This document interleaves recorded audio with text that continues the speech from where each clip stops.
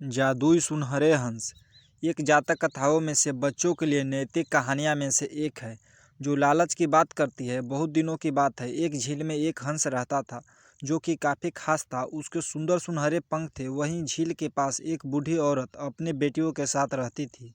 बहुत ज़्यादा मेहनत करने के बाद भी वे गरीब ही रहे। एक दिन हंस ने सोचा, शायद मैं हर दिन एक सुनहरा पंख दे दूं ताकि ये महिला इसे बेच सके और जीने के लिए पर्याप्त पैसा हो। अगले दिन हंस बुढ़िया के पास गया। उसे देखकर बूढ़ी औरत ने कहा, मेरे पास तुम्हें देने के लिए कुछ नहीं है। लेकिन ऐसा कहने पर हंस ने कहा, लेकिन मेरे पास तुम्हारे लिए कुछ है, और समझाया कि वह क्या कर सकती है। बुढ़िया और उसकी बेटियां सोने का पंख बेचने के लिए बाजार गई थी। उस दिन वे हाथ में पर्याप्त धन लेकर खुश होकर वापस आए। हंस दिन ब दिन बुढ़िया और उसकी बेटियों की मदद करता रहता। बेटियां चिड़िया के साथ खेलना पसंद करती थी और बरसात और ठंड के दिनों में उसकी देखभाल करती थी। जैसे जैसे समय बीतता गया, बूढ़ी औरत और लालची होती गई।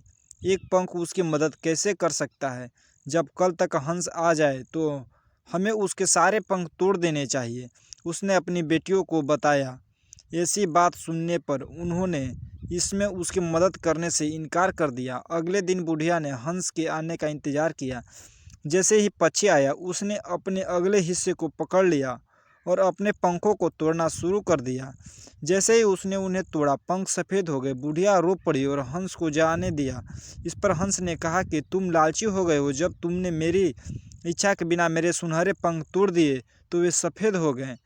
इतना कहकर हंस गुस्से में वहाँ से उड़ गया और फिर कभी दिखाई नहीं पड़ा।